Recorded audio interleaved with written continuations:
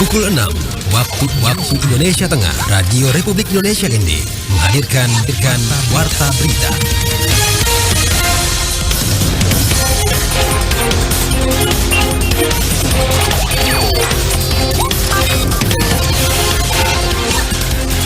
Selamat pagi saudara, Anda mendengarkan Warta Berita RRI ND edisi Kamis 15 Juni 2023 dengan headline berita pagi ini.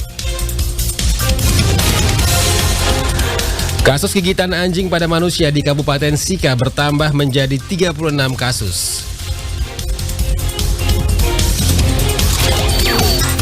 Sikapi keluhan petugas kebersihan, Komisi 3 DPRD ND desak pemerintah Kabupaten ND untuk segera membayar gaji mereka.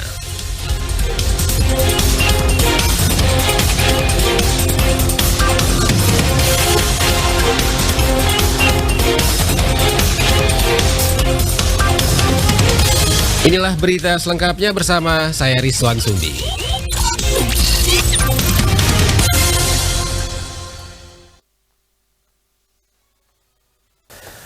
Kita awali berita pertama, rawan rabies, kasus gigitan anjing pada manusia di Kabupaten Sika bertambah menjadi 36 kasus. Laporan Suimam. Kadis Pertanian Kabupaten Sika, Yohanes Emil Satriawan, kepada RRI Selasa 14 Juni 2023 mengatakan, sejak Januari sampai dengan tanggal 8 Juni kemarin, untuk di Kabupaten Sika sudah terjadi 36 kasus gigitan, di mana dari jumlah tersebut, 26 terkonfirmasi positif rabies, 9 negatif, dan 1 sampelnya masih menunggu hasil dari Balai Besar Veterir BBB Vet Denpasar. Dijelaskan, untuk kasus gigitan anjing di Sika tahun ini memang cukup tinggi, mengakibatkan 1 orang yang terkena gigitan dinyatakan meninggal dunia. Kalau dari Januari sampai kemarin di bulan Mei itu yang 1 korban dari Kecamatan Kangai. Menurutnya, agar tidak terjadi penambahan kasus gigitan lagi, solusi jangka pendek dalam penanganan kasus ini adalah pihaknya selalu melakukan koordinasi, informasi, edukasi KIE kepada masyarakat. Ini lintas sektor. Jadi misalnya di beberapa kecamatan mereka sudah berkoordinasi dengan kepala puskesmas menggunakan mobil ambulans itu untuk jalan keliling desa untuk memberikan informasi, memberikan edukasi. Jadi selagi kita ini vaksinnya belum ada, anjing-anjing itu supaya diikat. Karena begini, kebanyakan yang menjadi korban ini adalah pemilik anjing itu sendiri. Dan rata-rata anak-anak kecil, balita ini. Ya, seperti itu. Ia melanjutkan, dihimbau kepada korban ketika ada kasus gigitan, segera melakukan pertolongan pertama pada kecelakaan P3K dengan mencuci di air bersih yang mengalir menggunakan sabun selama kurang lebih 15 menit. Kemudian segera bawa ke puskesmas yang menjadi rabies center untuk penanganan lebih lanjut mendapatkan suntikan vaksin anti rabies dari para medis yang ada di puskesmas. Sejak awal Januari hingga akhir Mei 2023, Kementerian Perlindungan Perempuan dan Perlindungan Anak mencatat jumlah kasus kekerasan hingga tindak kriminal anak di Indonesia mencapai 9.645 kasus dan paling banyak kasus kekerasan seksual pada anak. Laporan Veranda Garus. Kepada RRI dalam dialog Jaksa Menyapa, Rabu kemarin Jaksa Fungsional Kejaksaan Negeri ND Jonathan Hasibuan SH mengatakan, di Kabupaten ND sendiri paling banyak terjadi kekerasan seksual pada anak. Dia merincikan, sepanjang tahun 2022 total kekerasan terhadap anak di Kabupaten ND sebanyak 18 kasus. Terdiri dari 5 kategori yakni penganiayaan, pencabulan, persetubuhan, melibatkan anak dengan alkohol, dan penelantaran anak. Sedangkan di tahun 2023 dari Januari hingga Mei naik menjadi 22 kasus dan sudah masuk dalam tahap memprihatinkan meskipun hanya terdiri dari 3 kategori. Dari beberapa kasus yang saya tangani, biasanya itu dipengaruhi oleh internet, dipengaruhi oleh pelaku yang kecanduan nonton film porno. Itu di lingkup keluarga ada, di lingkup sekolah juga ada, bahkan korbannya tidak melihat gender bahkan.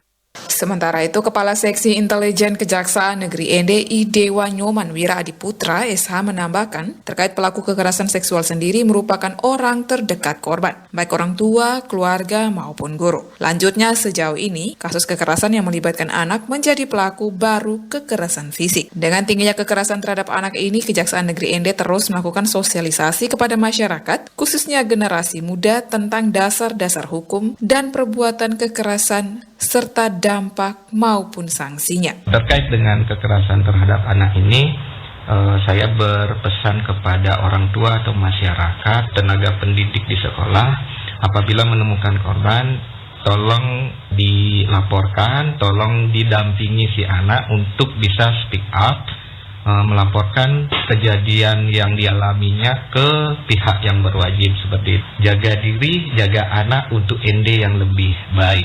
Kemen PPA sendiri mencatat jumlah tindak kriminal anak Indonesia, korban anak perempuan mencapai 8.615 kasus, sementara jumlah korban anak laki-laki sebanyak 1.832 kasus. Dengan rincian kasus seksual terhadap anak menduduki tempat pertama, yakni sebanyak 4.280 kasus, diikuti dengan kekerasan fisik sebanyak 3.152 kasus, kemudian diikuti dengan kekerasan psikis sebanyak 3.053 kasus. RRI ND, Veranda Garus melaporkan.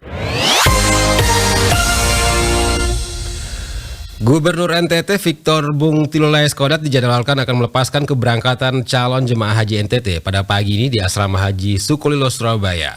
Laporan Lady Badin. Kepala Bidang Haji dan Bimas Islam Kantor Kementerian Agama Provinsi NTT, Haji Hasan Manuk SPD MPD mengungkapkan bahwa Gubernur NTT Victor Bung Tilulai Skodat pada hari ini dijadwalkan akan melepas keberangkatan calon jemaah haji asal NTT di Asrama Haji Sukolilo, Surabaya yang akan berangkat menuju Mekah melalui Jeddah pada hari ini, Kamis 15 Juni 2023. Hasan Manuk menjelaskan bahwa kloter terakhir calon jemaah haji dari NTT telah tiba di Asrama Haji Sukolilo, Surabaya pada Rabu malam kemarin dan berkumpul bersama calon jemaah haji asal NTT yang telah tiba duluan di asrama haji tersebut. Kegiatan pelepasan nantinya direncanakan berlangsung sekitar pukul 10 waktu Indonesia Barat. Tanggal 15 pukul 10 dilepas oleh Bapak Gubernur untuk berangkat ke Tanah Suci melalui Jeddah. Tanggal 14 malam insya Allah beliau ada, karena 15 pagi itu pelepasan di Asrama Haji Sukolilo. Hasan Manuk juga menjelaskan bahwa nantinya keberangkatan calon jemaah haji asal NTT embarkasi Surabaya ini akan dibagi menjadi 2 kloter keberangkatan, yakni kloter utuh berjumlah 445 orang ditambah dengan 5 petugas haji dan akan berangkat menuju Mekah Al-Mukarromah pada pukul 14.45 waktu Indonesia Barat, dan kloter kedua adalah kloter campuran NTT dan Jawa Timur berjumlah 189 orang ditambah dengan petugas haji. Aturan kesehatan sudah terpenuhi semua, insya Allah mereka akan berangkat dari embarkasi Surabaya tanggal 15 pukul 14.45 terbang dari Surabaya ke Jeddah untuk kloter utuh. Kan kita NTT 2 kloter, satu kloter utuh, 1 kloter campuran Jawa Timur. Itu 445 tambah 5 petugas, dan kloter campuran itu 189. Kloter utuh itu ada 5 petugas, ketua kloter, 1 pembimbing ibadah, 3 petugas kesehatan, dan ada perawat. Calon jemaah haji ini dijadwalkan akan pulang kembali ke tanah air pada tanggal 25 dan 26 Juli 2023. RRI ND, Lady Badin melaporkan. Anda sedang mendengarkan Warta Berita RRI ND.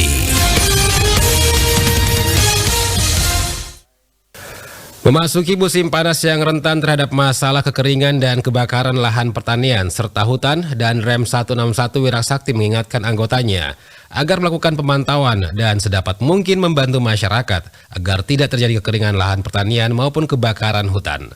Selengkapnya Ferry Soa melaporkan. Dalam kunjungan kerja di Kabupaten Ngada beberapa hari yang lalu, Danrem 161 Wirasakti Brigjen TNI Fabrial Buyung Sikumbang menginstruksikan kepada semua jajaran Kodim 1625 khususnya para Babinsa untuk selalu melakukan pemantauan di wilayahnya masing-masing dan mewaspadai potensi kebakaran hutan dan sedapat mungkin membantu petani dalam mencegah terjadinya kekeringan pada lahan pertanian maupun ketiadaan air bersih untuk kebutuhan masyarakat sehari-hari. Danrem juga menjelaskan bahwa sudah ada program TNI Angkatan Darat untuk mengantisipasi kebutuhan air bersih bagi masyarakat melalui pompa hidran dan sumur bor, sehingga kebutuhan masyarakat akan air bersih tetap terpenuhi dengan baik, khususnya kebutuhan air bersih untuk rumah tangga. Salah satu yang menjadi tugas tanggung jawab membantu pemerintah daerah mengatasi dampak kekeringan yang paling mungkin seperti dampak kebakaran. Itu perlu membantu pemerintah daerah dalam melakukan pengawasan di wilayah. Yang kedua, dampak dari kekeringan itu masalah ketersediaan air. Kita ada program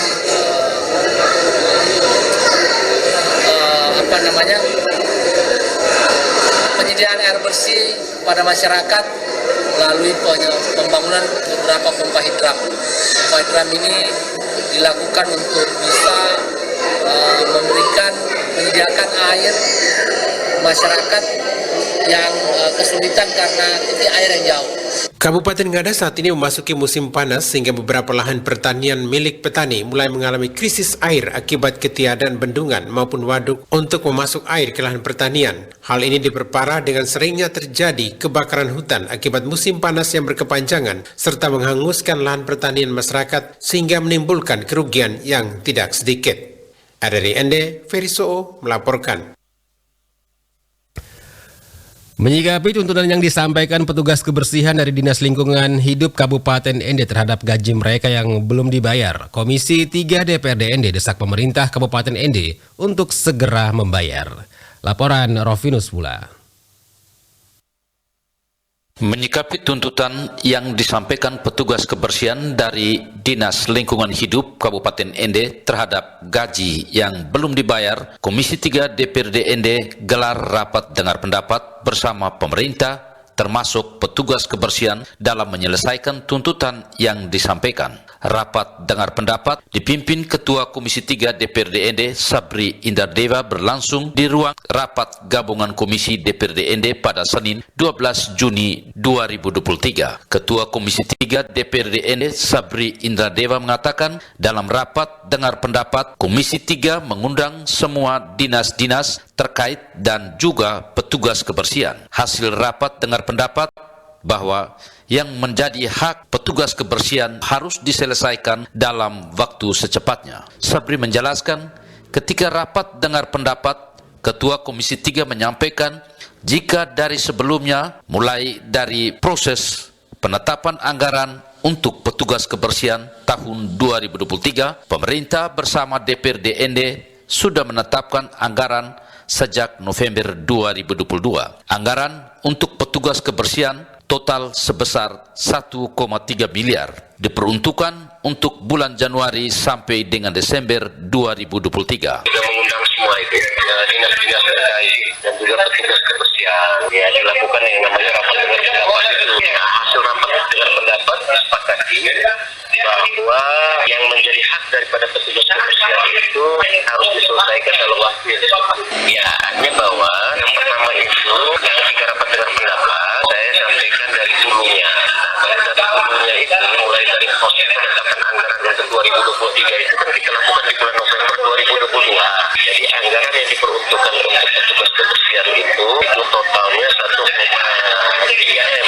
Itu diperuntukkan untuk Januari sampai dengan Desember. Lanjut Sabri, ketika setelah diedarkan surat dari Menpan terkait dengan yang diperbolehkan yakni ASN dan P3K, maka ada ruang lain yang oleh pemerintah Kabupaten Ende yakni menggunakan tenaga outsourcing dengan pihak perusahaan penyedia jasa start dari Juni sampai dengan Desember 2023. Sabri mengatakan yang menjadi tuntutan dari tenaga kebersihan terkait tunggakan gaji dari Januari sampai dengan Mei yang belum dibayar. Komisi 3 DPRD Ende sampaikan kepada pemerintah untuk mengkaji lebih jauh jika dimungkinkan menggunakan Kepres nomor 12 tahun 2021 yang di dalamnya ada pilihan termasuk jasa perorangan, dimungkinkan semuanya tergantung pemerintah. Yang penting kesepakatan yang dibangun dengan Komisi 3 untuk segera melunasi hak-hak yang menjadi kewajiban petugas kebersihan. RRI Ender Vinus Vola melaporkan. Selain perempuan dan lansia, anak merupakan salah satu kelompok yang rentan terhadap risiko bencana alam. Oleh karena itu, edukasi pengurangan risiko bencana terhadap anak penting dilakukan. Laporan Rosada Lima. Sebagai bentuk organisasi yang responsif, Wahana Visi Indonesia WVI berkomitmen melakukan upaya pengurangan risiko bencana dan tanggap pada bencana. Demikian disampaikan manajer WVI untuk area program Ende Abner Sembong dalam materinya pada acara Loka Karya, pengarus utamaan dan pembentukan forum pengurangan risiko bencana PRB Kabupaten Ende bertempat di lantai 2 kantor Bupati Selasa siang. Dikatakan Abner, WVI adalah yayasan kemanusiaan Kristen dengan pendekatan tanggap darurat, pengembangan masyarakat dan advokasi yang bekerja untuk membawa perubahan berkesinambungan pada kehidupan anak, keluarga, dan masyarakat. Terkait dengan program pengurangan risiko bencana di Kabupaten Ende, WFI telah menyelenggarakan pelatihan pengurangan risiko bencana berbasis komunitas atau Destana dan pelatihan sekolah aman SPAB. Dalam pelatihan tersebut, peserta dilatih untuk memikirkan dan berorientasi pada kajian ketahanan desa dan sekolah terhadap bencana dan dampaknya bagi sistem dan kegiatan di desa serta sekolah. Aktivitas pengurangan risiko bencana dan adaptasi perubahan iklim, beberapa bagian yang kami lakukan adalah pelatihan pengurangan risiko bencana basis komunitas. Ini yang kalau kita kenal dengan nama Destana. Kemudian pelatihan regenerasi alam oleh petani, pelatihan sekolah aman atau SPAB, Satuan Pendidikan Aman Bencana. Aktivitas yang kedua adalah dilakukan ketika situasi atau kondisi bencana itu terjadi. Ini yang kami lakukan melalui respon tanggap bencana. Dan di dalam respon tanggap bencana itu yang sudah dan biasanya kami kerjakan adalah program edukasi, kesehatan, perlindungan anak dan kebencanaan, pembangunan hunian sementara, pembangunan sekolah aman, bantuan langsung non-tunai, dan program pemulihan ekonomi pasca bencana. Lebih lanjut, Abner kemukakan BPI juga melakukan kegiatan peningkatan kapasitas gugus tugas desa dan sekolah tentang rencana kontingensi dan SOP, termasuk kadar posyandu, forum anak, KSM atau FBO, dan identifikasi potensi bencana, serta rencana pencegahan atau kesiapsiagaan bencana berdasarkan prioritas. Dengan terbentuknya forum PRB ini, Abner berharap koordinasi dan sinergitas semua unsur, baik pemerintah maupun swasta, tanggap bencana ke depannya semakin baik dan cepat. RRI Ende, Rosada 5 melaporkan.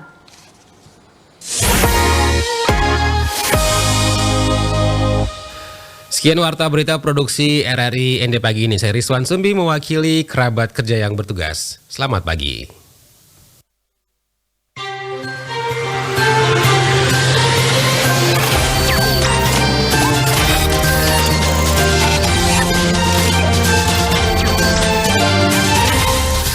Terima kasih Anda telah mengikuti Warta Berita RRI ND.